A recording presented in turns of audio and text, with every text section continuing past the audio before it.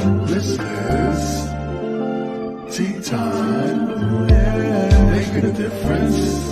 One cup at a time. Tea time. So be sure to grab your tea, grab a seat, and tune in to Miss Liz. Tea time. Making a difference.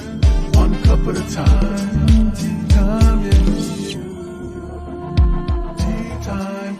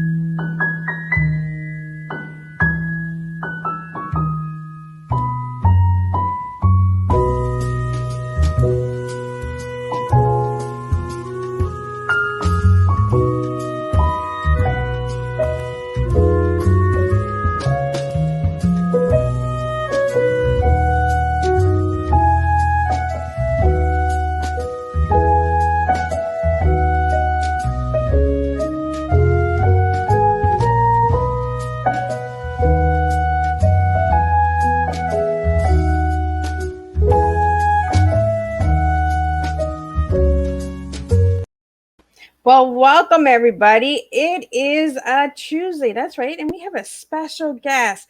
This is a special tea time. Who else to bring that would be extra special is the lady who wrote the world's first tooth fairy ever. That's right. We're going to talk some fairy tales and some children's books, some foundation donating books, pajamas. We're going to talk about it all today on Tea Time. So I have the incredible Zane Carruth in the back. She is the executive producer, vice president of Carruth Foundation, the philanthropist, international bestseller. She is all of it and a good cup of tea because she's going to be serving you guys all a good TEA this afternoon. So I want you all to share this tea time. Go to the channel, Miss Liz's Tea Time YouTube channel. Give it a quick subscribe and all of the podcast stations that you find me on. Give it a quick subscribe. Share it with all your friends and loved ones because there's a different flavor of tea that's served every time we serve the TEA with Miss Liz. So let me give you a little intro and stuff, and then we're going to get Zane in.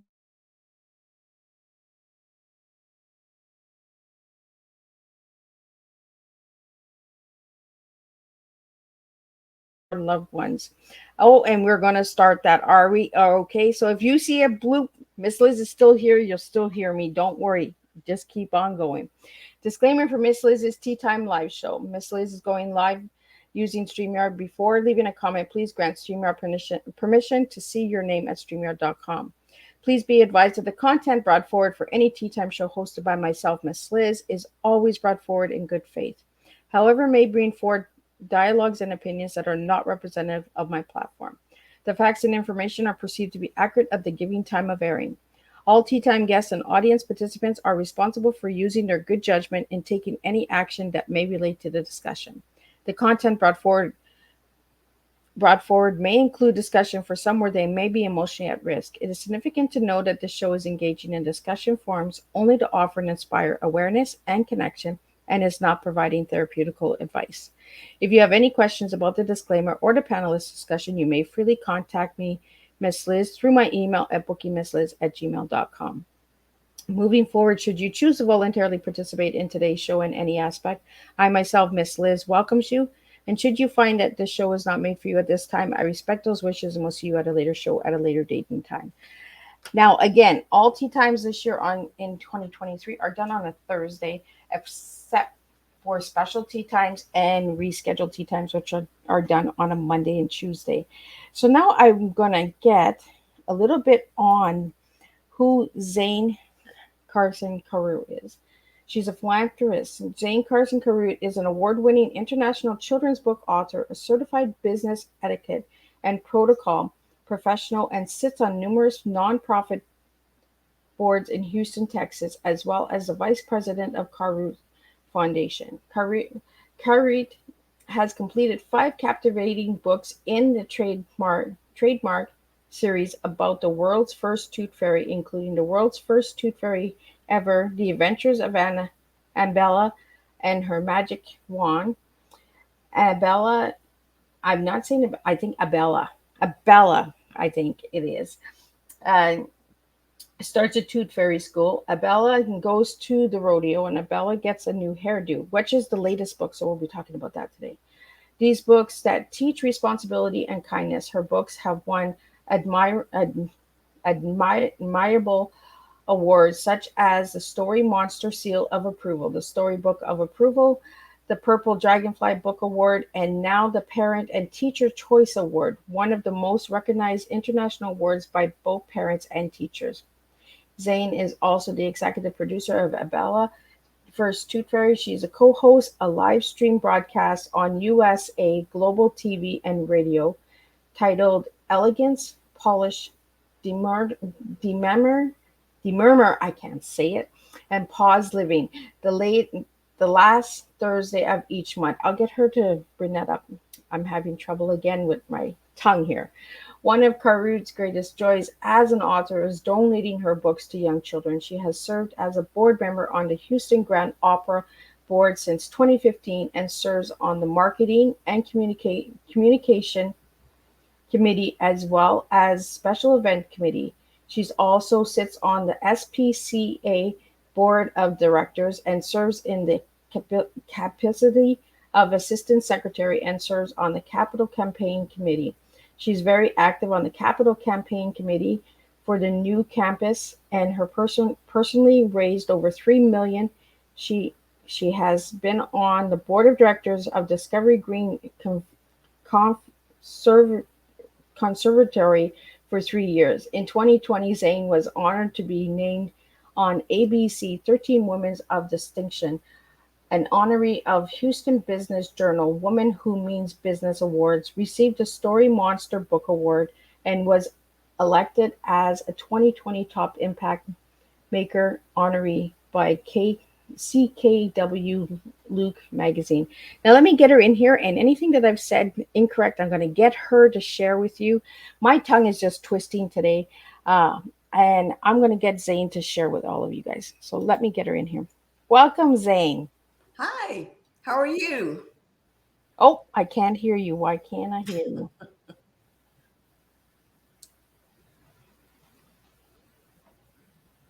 Are you there? Yes, I'm here.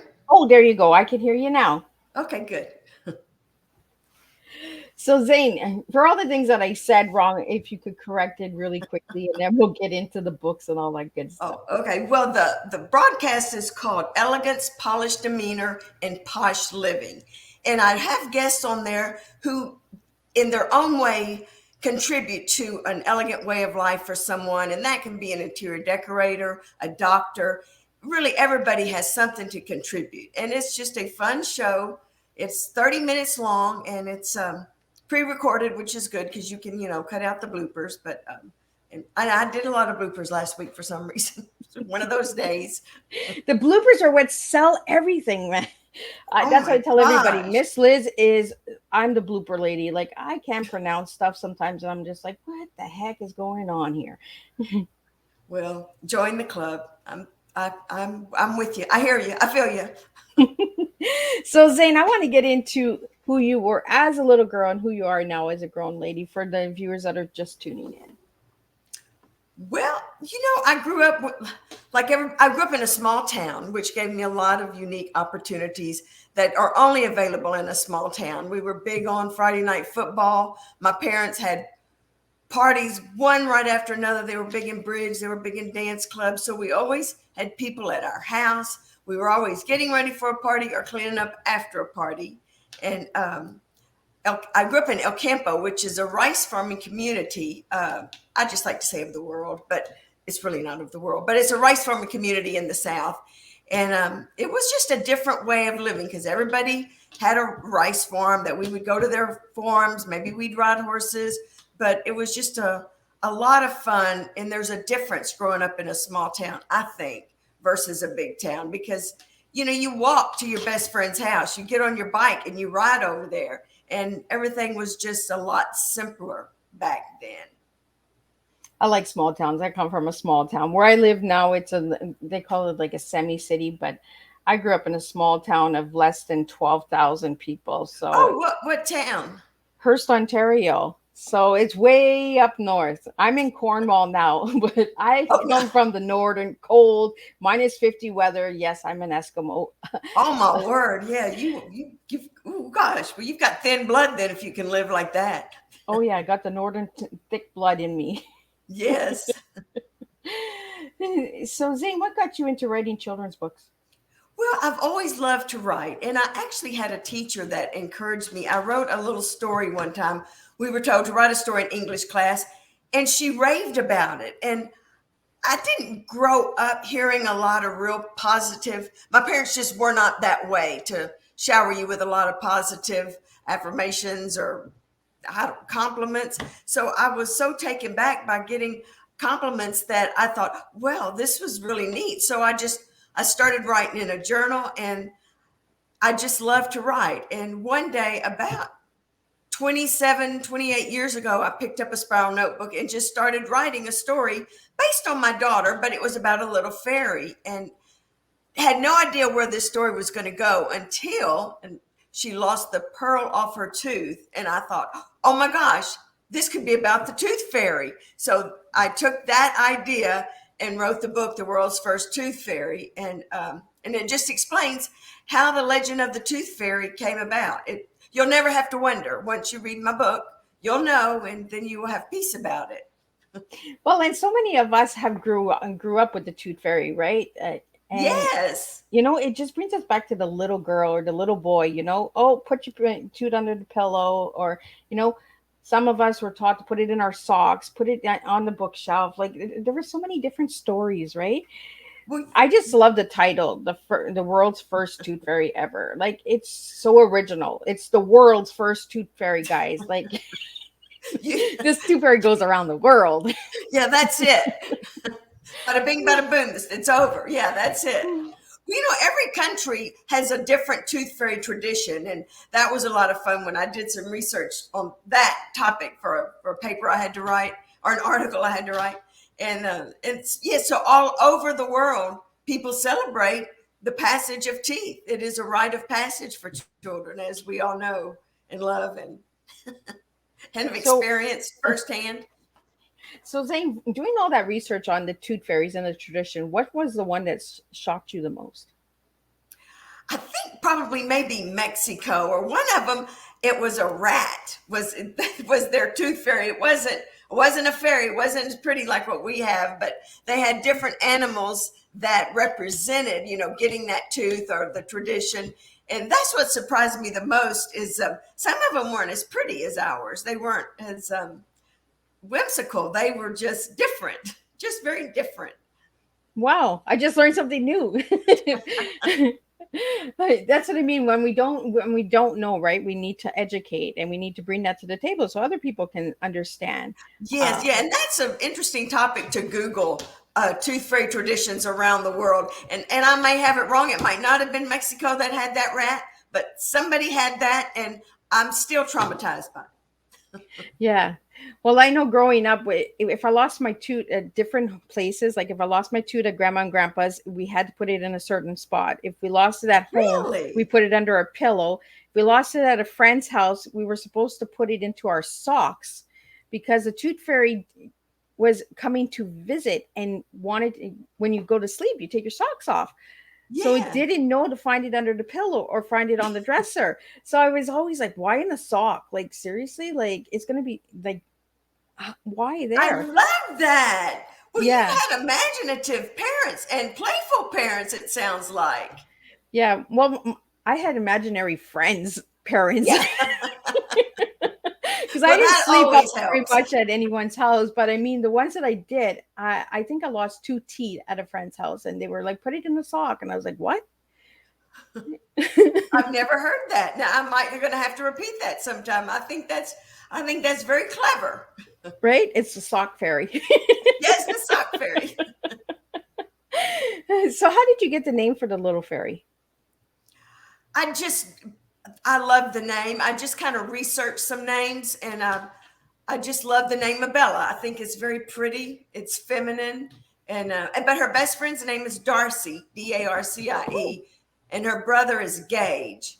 So just names that I came up with, just at my discretion. You just could. That's what's the wonderful thing about being a writer. Anything goes. You can do whatever. So it's Abella, right? Abella, yes. Abella.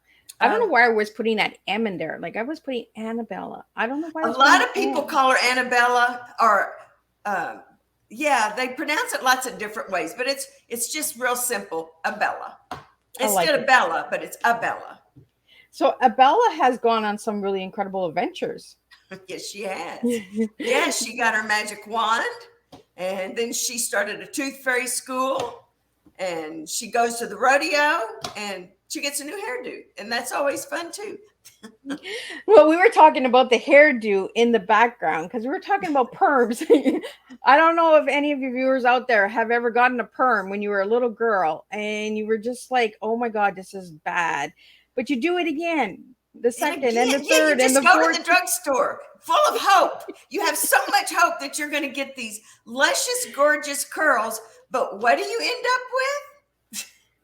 You end up with like this wiggle. I was called Wigglies in school because I had so many perms growing up.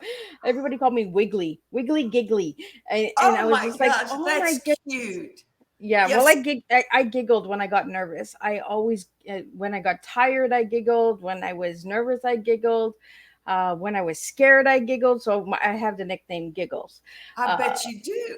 But Wiggly Giggly is what I was called in school from a lot of my classmates. Yeah. Well, I think that's a sweet name. Very sweet name. So Zane, let's hear about Abella's hairdo. What happened there?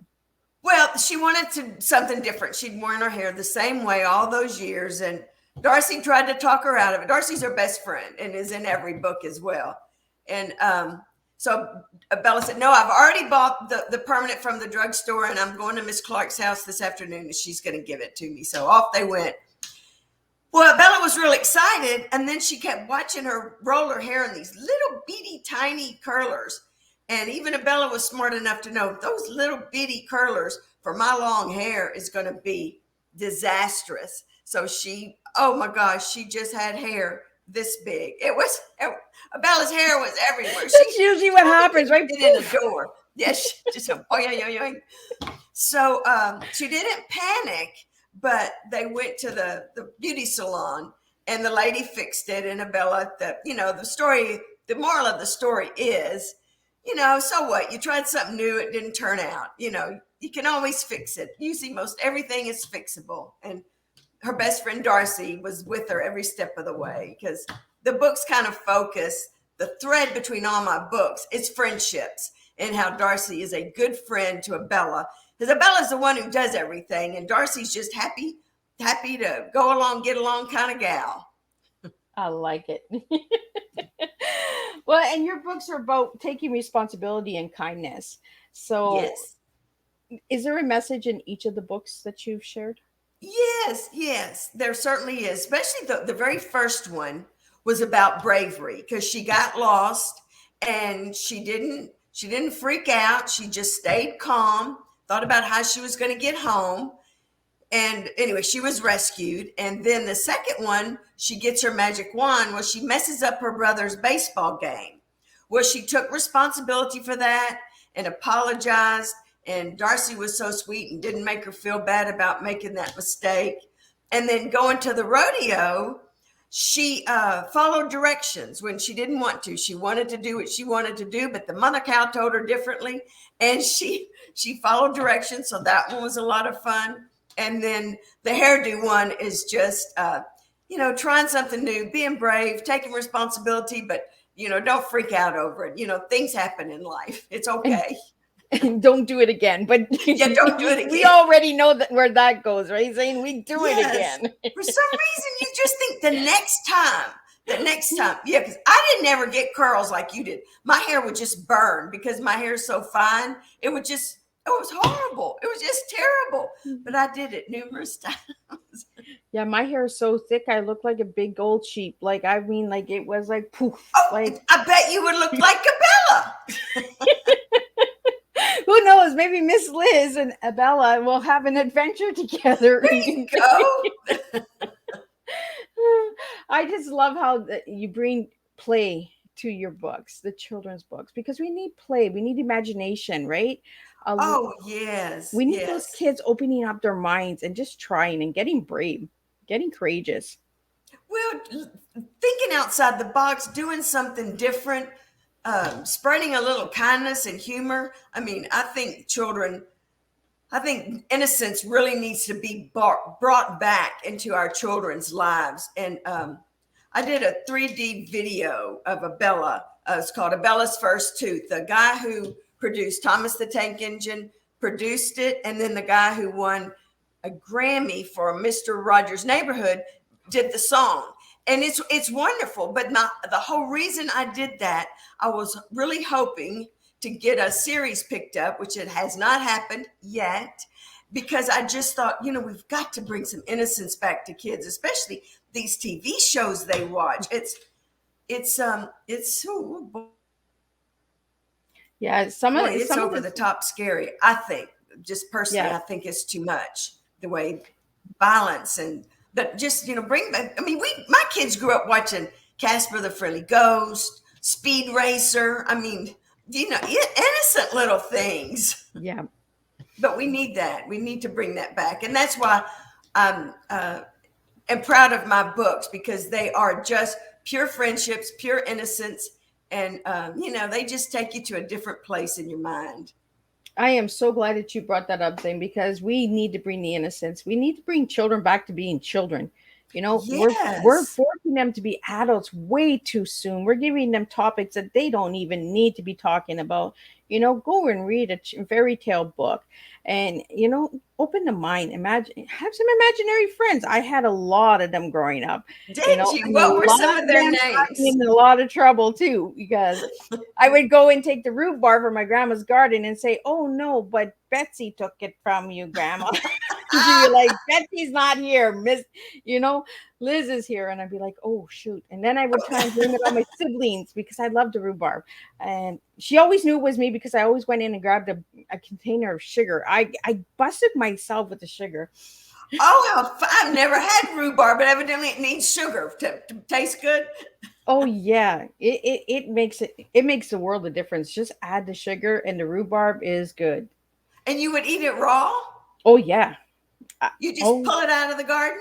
pull it out of the garden and just dip it in the Shoot. sugar and eat away. Well, that sounds fun. I could have been your friend. I could eat rhubarb with you. And when my grandpa was the junkyards, we used to go in the junkyards where all the cars were, and we pretend we were Oh, race car yeah. drivers, and we believed that our cars were magical, like the magic school bus. And oh yeah, we opened it right up. Miss Liz had fun when I used my imagination. When I was other stuff, it wasn't so fun, but I always But tried to it keep that sounds like imagination open. you Yeah. have a very large, vivid imagination. Do you write children's books?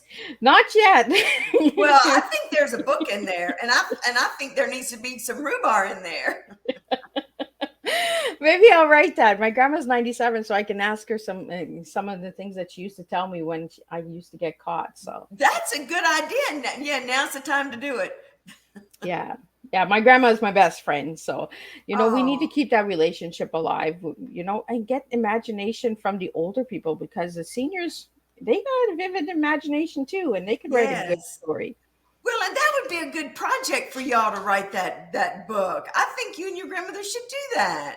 Yeah, I think we should have those kind of books out there where we have Yes, the stories of grandma and grandpa and how we grew up, right? yes, And have our yes. grandparents write with us, like be co-authors. I think it'd be I pretty know. cool. Yeah. Well, yes. Yeah. My mother writes children's books. Well, she wrote one. She's way more talented than I am, but it was great. She sold a lot of copies. She did real well, but it was a book of stories of little imaginary animals. Mostly all were animals, but it was fun. So Zane, do you remember the nursery rhymes growing up? Yes, pretty much. Yeah. Yeah, I feel that we need to bring those back too. Yes, maybe not so drastic, like falling out of a tree in a Right? crib, When I or found out about that one, I was like, oh, I don't know if I like yeah, I it. mean they were pretty. Grimm's fairy tale. There was a reason they called it Grimm's fairy tales, I think, because Yeah, I yeah, think we some of need to those bring little that. nursery rhymes. So if you could Yeah, write a nursery rhyme, Zane, what would you write it about? well, I don't know. I would. I don't know. I don't know. I have to For all think the viewers about it. out there, let's start getting nursery rhymes. Let's bring the nursery rhymes back. Just spur of the moment. Just write a Well, that nursery would be rhyme. a fun contest to have for your Right? listeners to give us your best 4-line nursery rhyme, and and then pick one, and I'll send them a set of books. I think that'd be fun. I think that'd be fun too. And I'm kind of curious what my viewers and listeners would come up with. 4 lines contest, nursery rhyme. Come on, we got it. We're gonna put Yeah, it out yeah, that there. would be fun. Everybody's a winner. And bringing up your childhood memories and stuff like that. Let's make it fun. Let's make it playful. So Yes. for all the viewers and listeners that are listening now, it's out there. But share this tea time and get it out there. And we're gonna run this. And anyone that sends me a 4-line nursery rhyme, I'm gonna send it to Zane, and we're gonna pick who Yes, we won. are. And I am happy to send a complete set of the world's first tooth fairy trademark series. Say that All 5 5 times. books. When our tongues get all twisted and we're so Yeah. excited and we're happy, you know, the tongue twisters come in, and then we Well, yeah, want to because say something, your right? mind's thinking faster than your tongue can talk. So, Zane, I want to get into your tea. So, if I give you the letters TEA, what tea would you give to the viewers today?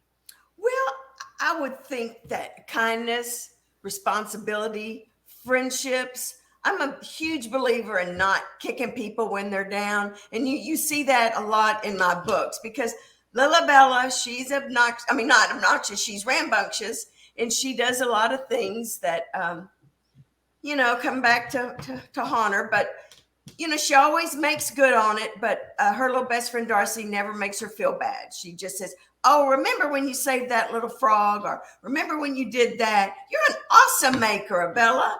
And I'm huge in that. And sometimes it's tempting, especially if you think what someone did was like, seriously.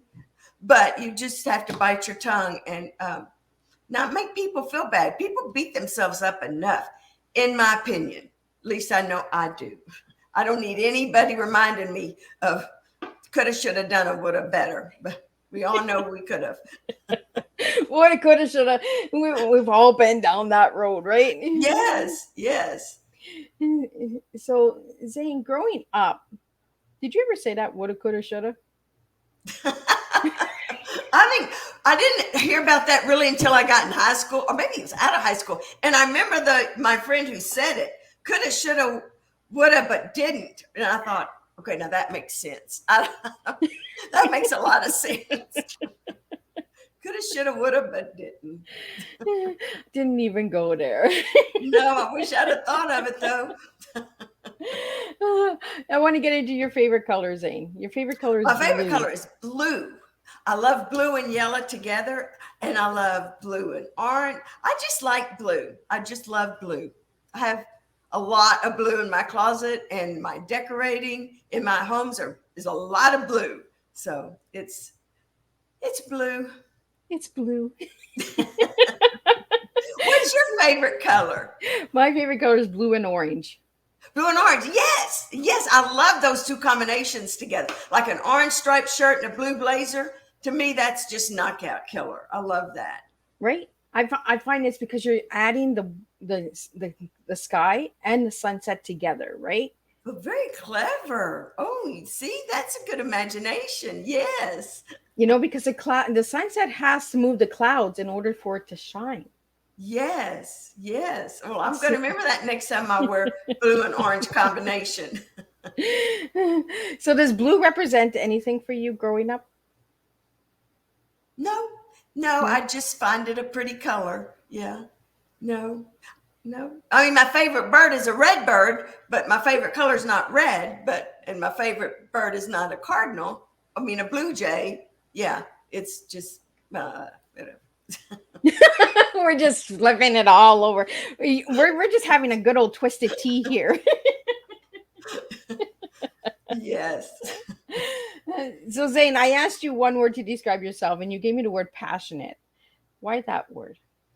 Oh, because, oh gosh, yes, I'm very passionate. And when I get on something, I am 120% committed to it. And it can be exhausting for me and for other people around me, but I don't tackle anything halfway. I'm passionate about the causes I believe in, and I act on it, and I act passionately. So I think that's one word that describes me as passionate. I love it. And I love that people can take one word and describe themselves. Yes. Sometimes when I ask that question, people are like, one word? Ooh, that's a hard one. And I'm like, it is a hard one. That's why I ask it. I don't do easy. Well, what's yours? What's your one word description? Different. Different. I like that. I like that a lot. I love that. Good for you. Yes, different. Yeah, because I don't serve the same way. I don't look at things the same way. I'm very different. I analyze a lot. I look deep inside. So yeah, I'm different. You're different. And that's a good different. Yes. Yeah. Yes. Well, good for you. So I want to get into Abella. Is there Okay. any more adventures for her coming? Well, yes, there is.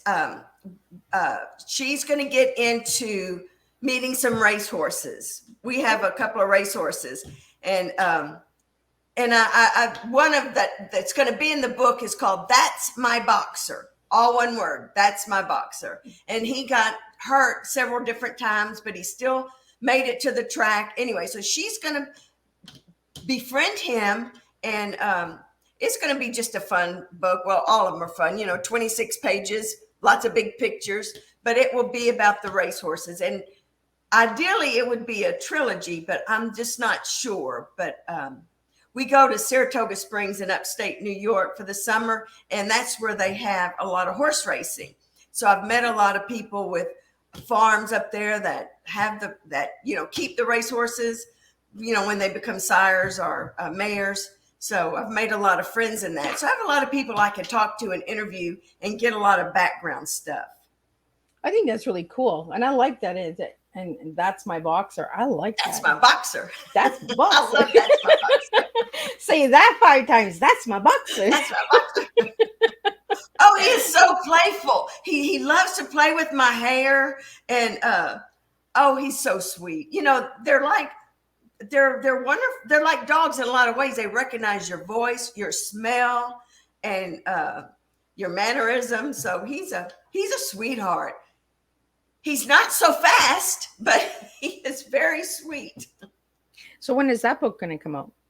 I haven't even started it. It takes about a year. I was hoping that my boxer is coming out. That's my boxer. That's in the pipeline right up here. No, I've got to start it because it takes about a year because I self-publish, and that is a laborious, time-consuming project.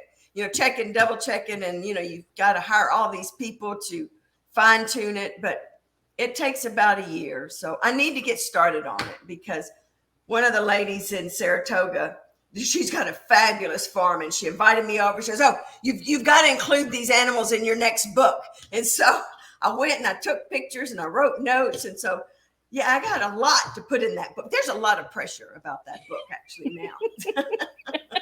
And here I am. Where is that? That's my boxer book. That's my boxer. It'll be a great book once it gets out. I'll have to get that one for my granddaughter. That's my boxer. Yes. So, Zane, I want to get into the Carruth Foundation. So could you tell us a little bit about that? Oh, okay. Brady's parents were extremely philanthropic, very philanthropic. And when they passed away, like everybody knows, you pay your taxes right off the top. There's no tax break. You pay your taxes. And then they took a big sizable chunk of their money and set it aside for a foundation. And that is a foundation that we give to a lot of different causes. And his parents didn't put any, he's head of it now. He's a president, and then I've served with him. And we can give to just about whatever we want, but it's a small family foundation, so it's not humongous, but it's nice, and it gives you a good feeling to know that you can make a difference and you can help, like certain schools or certain medical studies, and we give to just a variety of different causes. Some of them on an annual basis, they count on you, and then some of them as they come up. But I'm very proud of my association. I had wanted to be on that board ever since we got married, but Brady never would let me. I don't know why. Maybe I'm too bossy. I don't know. But Well, then one day he did. So Zane, now you've I been am on many boards. So Yes. what do you get from being on the boards? Well, it's like the SPCA obviously is very close to my heart because I love animals and I love dogs. And actually, Brady's parents were big in the SPCA, so I feel very proud to continue the torch that they started. And then Theater Under the Stars, Tuts. I love live music, live musicals, live theater. I think that's wonderful for kids to experience and for people. It just brings you joy when you go to see a good live theater. And then Discovery Green, which is a fabulous park here in Houston that started out as a parking lot, 11-acre. Well, it's now 11 acres, but it started out a huge parking lot. It's one of the finest parks you'll see anywhere, and it's all privately funded. It's funded from foundations and individuals, and not the government, not the city. It's a privately funded park, and people come from lots of different cities to look at Discovery Green and to take away from some of the stuff that we've done on that park. It's highly successful. I like that it's privately owned. Yes, it's well, that's just like anything. I think philanthropic efforts get a bad rap sometime, but what people don't realize, when you go to the med center, like in Houston, one of the biggest med centers in the world, those big hospitals, they are the way they are because they're funded by families and foundations. You don't go in there. This isn't the VA hospital that the government does. This is the best of everything because there have been very generous people that have given to these hospitals. And I just don't think that people get a good rap. Sometimes people, I don't know. I had a hairdresser one time. I had to quit going to her because she made such snide remarks about different things that I was involved in. So I just don't think people get it. You don't have the best of the best government funded. It just doesn't work that way because the government can't. They just don't have the money. But private individuals, if whatever their passion is, they give to it, and it makes a huge difference. Well, I think you just mentioned that, Zane. When it's privately funded, the passion is there. When Yes. it's government funded, they just feel like, oh, here's the funds here. We don't need to be bothered with you anymore. Yes. Oh, well, that doesn't get done. No, well, you got to wait for your next grant. You got to wait for your next funding.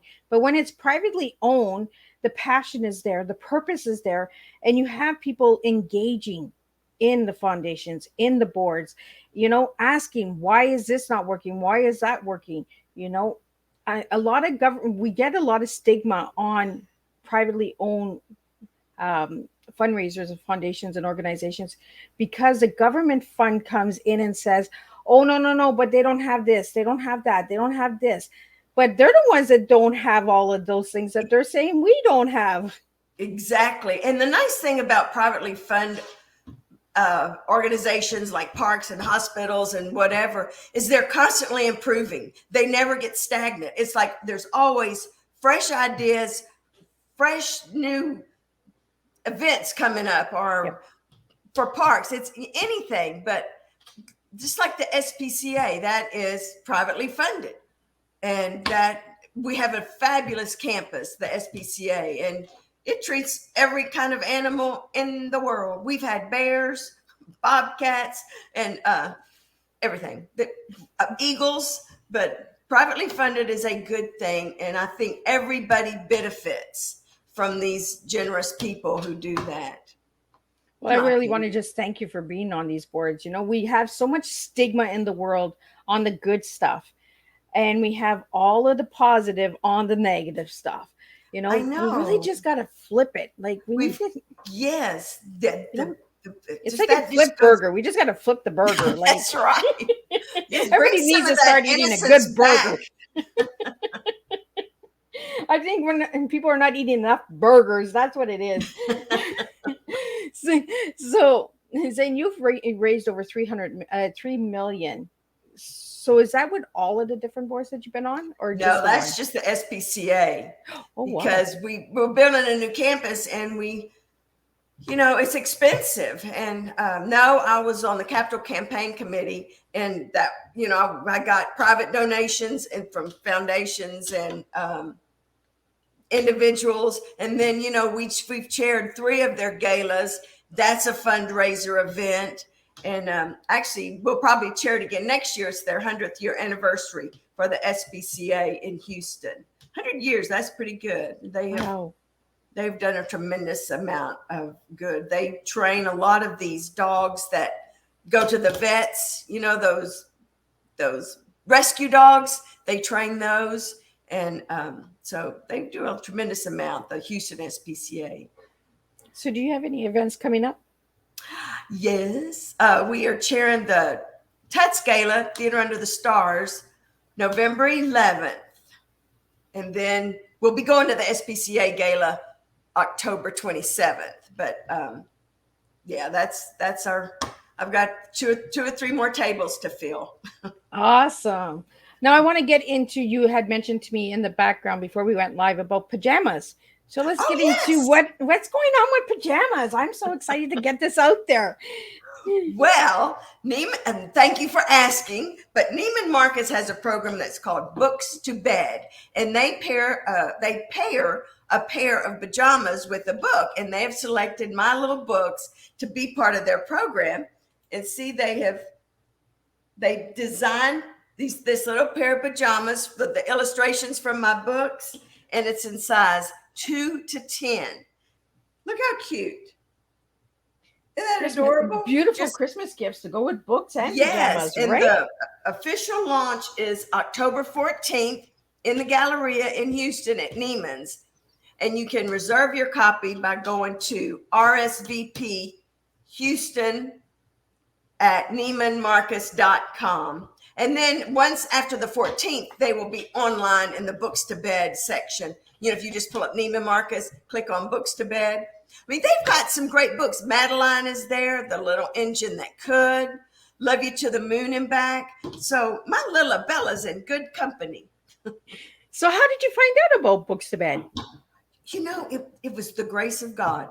That's all it was, because I was at this fundraiser and met this young lady. She goes, "Oh, I remember you from an SPCA gala." So we started talking, and it always goes, "Well, what do you do? What do you do?" And I said, "Well, what do you do?" She goes, "Oh, well, I work for Neiman Marcus." I said, "Well, that's wonderful, because I've been trying to get into Neiman Marcus to have a book signing for several years. I just can't find the right person."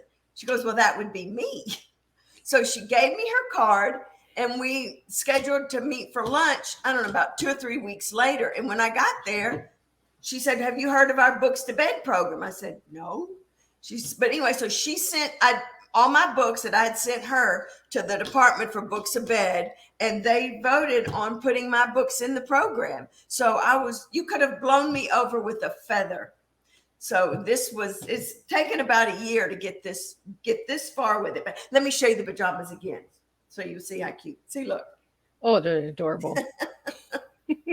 My granddaughter is going to be 3 in March, and I'm like, oh my goodness, she needs so a pair of adorable. these. Yes, and right now the books that you can pair with it is Bella Goes to the Rodeo, or the original World's First Tooth Fairy, or Bella Goes to the Rodeo, which this is such a fun book. We could talk about this. It's a fun book. But anyway, yes, I'm very excited. And I really, really want this program to be successful. So please, Books to Bed, Neiman Marcus. So I got one question for Books to Bed. Okay. All the books that are in Books to Bed, do they have pajamas, or is it just yours? Yes, they all have pajamas. So if you see something that you like, if you have a little grandson or a little nephew or something, or you could pick one from Little Engine that could. So, they were all up there. I don't know, there's maybe 10 of them, but it's nice because Brady and I were in New York, and Neiman's now owns Bloomingdale's, believe it or not. So Wow. we went in there, and they had several of them left, but I don't know which stores will actually carry them, but they will be available online for everybody. But so we're rolling out the launch on the 14th. Oh, I'm so excited for you. And last year, that's where I did all my Christmas shopping for my grandkids and my family. Was all of my guests that were on tea time. So if they have books, they have pajamas, they have clothing, they have chocolates. That's where I did my Christmas shopping last year to support all of my guests that are on. So I got like books, I got pajamas, I got badass. Bonnie was on. I got her clothing line. We just need to start supporting people that we host. Well, and we're just little struggling. I'm just a little struggling author here, and most of us, I think, are just kind of struggling in today's economy for different things. But anyway, well, good. Well, I would appreciate you getting a little pair for your niece or. Oh yeah, and I'll send you the picture of her in them. Like I am. Yes, and I'll put it on my website. I'll be like, here's my granddaughter. Like, yeah. And she loves books. That's one thing I can say with my daughter. She has gotten her into books when she was like a year and a half. She loves story time, and she's really, really good with books. So yeah, for sure. That's one of the Christmas gifts. I've already wrote it down. Get for Christmas on my paper. Well, I'm glad to hear that. That makes me very happy, and I look forward to seeing the picture of her. What's your little granddaughter's name? Raylan. Oh, that's pretty. That's pretty. Yes. Really. Yeah, Daddy named a baby, so it's different, and it's spelled different too. It's Raeliy, Lny. Reland. Yeah, Reland. Yeah. Yeah, Reland. And then my youngest wants to have Waylon, so I'm like, just bring all the little Lins to Grandma. Yeah. So let's talk about the rodeo. I want to get a rodeo ride here. Oh gosh, well, the rodeo, the Houston Livestock Show and Rodeo is the largest in the world, and for 20, 21, and 22, my husband was chairman of the board, and I was the first lady of the rodeo, and I had my own carriage, and oh my gosh, and some of the best stars come to perform. Well, Willie Nelson, I mean, who doesn't love him? That was my first concert that I ever went to, was Willie Nelson and the Nitty Gritty Band. And everybody's like, really? Yes, that's the first one you went to? And I was like, yeah. And they still perform, but they're not called the Nitty Gritty Dirt Band anymore, are they? I'm not sure. I think they changed their name. I think they did. And they're from this area. I should know that because they're all from Texas. But Tim McGraw, Blake Shelton, Gwen Stefani, everybody on their way up, like Taylor Swift, Adrienne, how do you say her name? Even Elvis Presley, Cher, they've all been to the rodeo. But it's a fundraiser, and they give away $22 million worth of scholarships every year. Wow. They're a nonprofit, but they give away $22 million. Even during COVID, they managed to give away their commitment. They paid their commitment, but it brings in a tremendous amount of money for the city, for restaurants, for clothing, for food, taxis, Uber, whatever. It's a big, huge money-making deal for Houston, Texas. And the Cowboys love it because the purses are large. And it's such a, oh my gosh, everything in Houston is so big, and the facility. I've heard that. You just spread out. There's a carnival, and there's all kind of food, and even Bun B. You heard of Bun B, that rapper? Well, he has a hamburger place called Trillions or Trillion. I don't know, something. And anyway, he has a hamburger place at the rodeo, and now he's got one in Houston, and people just wait in line. My husband drove by it the other day, and he said the line was around the block just to get into Trill Burgers. I think it's Trill Burgers. Anyway, Bun B. See, I told you we were talking about burgers earlier, Zane. Yeah. We go right back to burgers. We need burgers. Yes, yes. If you come to Houston, I'll take you to the Trill Burger. I'm a beef girl. Like I like my ribs. I like my meat, guys. I'm just. It's I do just too. Yeah, no, I'm a big red meat protein eater. It's good for you, and it helps your body produce collagen. yeah.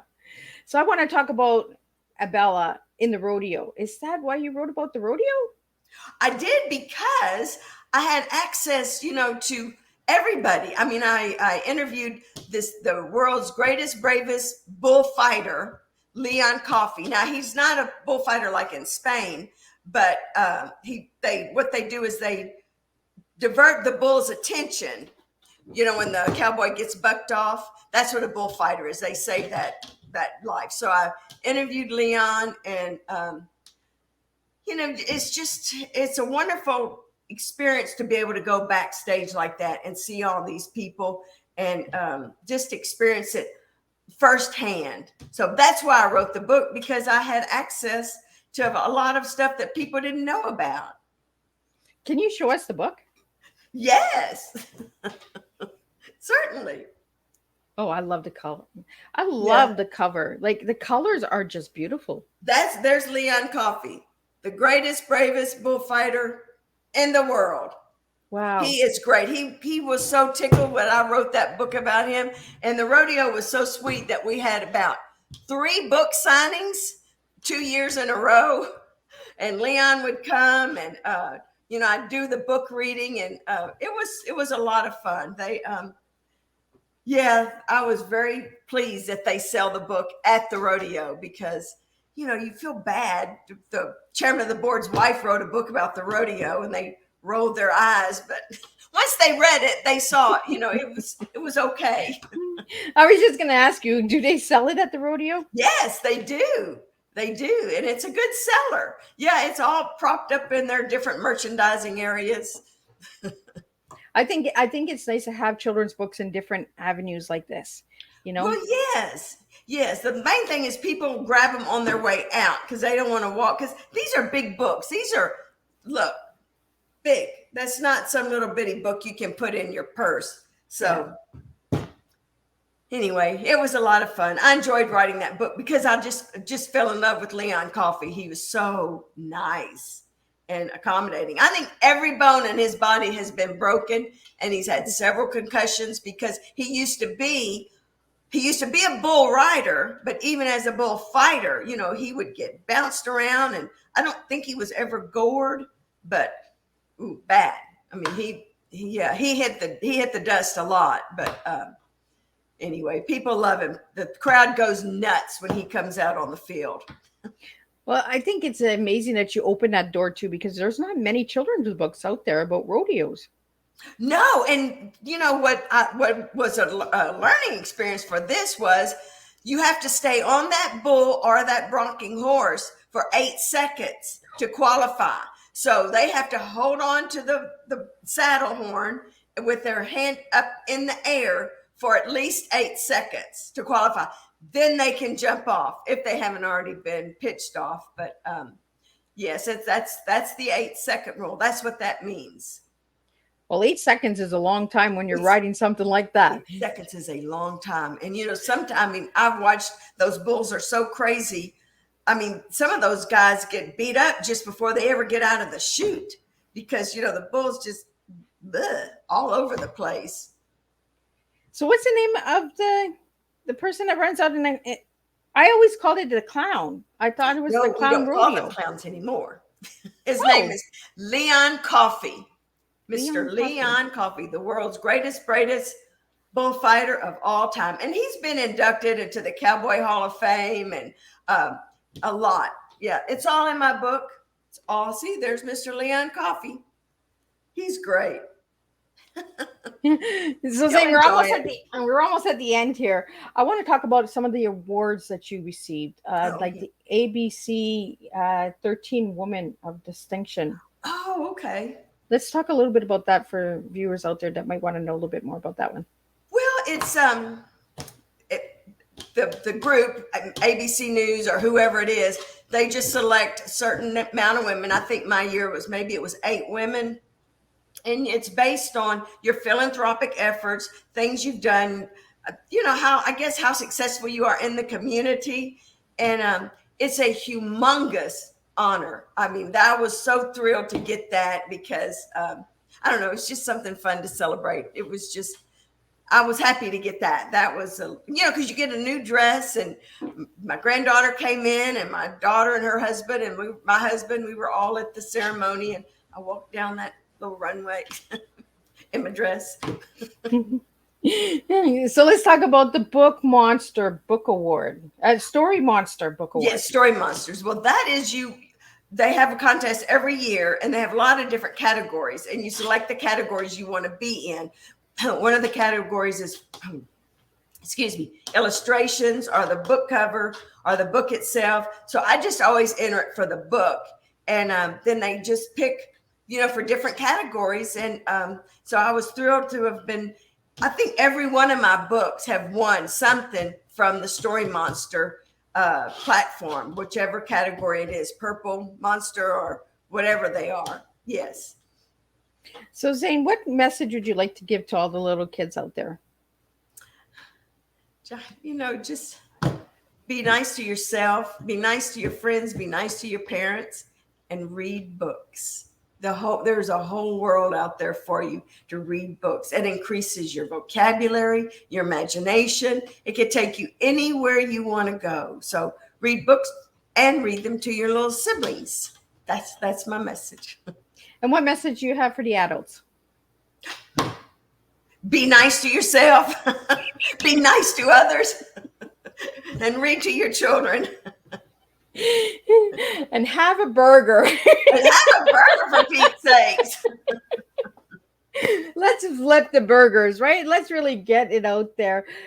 Yes. It is really, truly amazing on how we connect and how stories bring us together and bring back memories of childhood when we hear just the titles of children's books. And I'm big on children's books because I feel that we need more of them out there. We need more of that imagination coming out. The colors, let's get bright. Let's just write books. So again, we do have a contest that's going to be going out. Miss, we'll create a flyer. We'll give it 2 weeks, and we'll see how many nursery rhymes we get, and then I'll send them to Zane, and we'll go through for the nursery rhyme. 4 lines. Write a nursery rhyme. Age appropriate, and we will announce the winner, and we will get Zane to you'll get a set of books. Give you a set of Can't books. beat that. And there you go. Early Christmas gifts, guys. Come on. Yes. You got to start shopping now. Don't wait till last minute, because you wait for the last minute, then you never get what you want. No, you don't get the colors you want, the sizes you need. So again, before we wrap up, we have less than 2 minutes. I want to get the pajamas. So if you could hold the pajamas up and hold the books up so everybody can see the books, see the pajamas, and we're going to do a last show. Okay. Available. NeimanMarcus.com. Here's the bottoms. Look how cute. These are size 4s, but they come in size 2 to 10. And then as they've got the illustrations from all my books, this one, and obviously this one, the original World's First Tooth Fairy. But I would highly encourage you to get those pajamas because they come in a beautiful gift set with the ribbon, and each pair of pajamas is paired with a book. And it just makes for a nice gift set. If you're going to a baby shower or have to get some little child a gift, kids love pajamas. I used to buy my grandson's pajamas all the time. Every holiday. They had every holiday pajamas, and they would have these if they were big enough. If you had them in the adult size, I would buy a set. I would too. I love them. I love pajamas. My kids always ask me, Mom, what do you want for Christmas? Pajamas. Pajamas. I just pajamas. Want jammies. And you're like, Mom, but we bought you pajamas last year. No pajamas. Yep. Well, it ain't broke. Zane, I really want to thank you for joining me on Tea Time. I want to thank a special shout out to Savage Unfiltered Podcast as well. He was a Tea Time guest. Check out his podcast as well. Thank you for the moral support. Thank you to all the viewers and listeners out there. I could not do this without all of yous out there. Share these tea times, subscribe to the channel. And if there's a tea time that resonates with you, give it to a coworker, give it to another platform, give it to another podcast, give it to another radio. That's what Miss Liz is here all about. I will see everybody on Thursday for 3 shows, and we'll be talking about multicultural acceptance and children's writing. So, and it'll be all children's books again. So we got a show for you on Thursday. So until then, I will see everybody Thursday morning, 10 a.m. Eastern Standard Time for the first tea time. And I want to thank you again, Zane, for joining me on Tea Time with Miss Liz. Oh, I loved it. I feel like I made a new friend.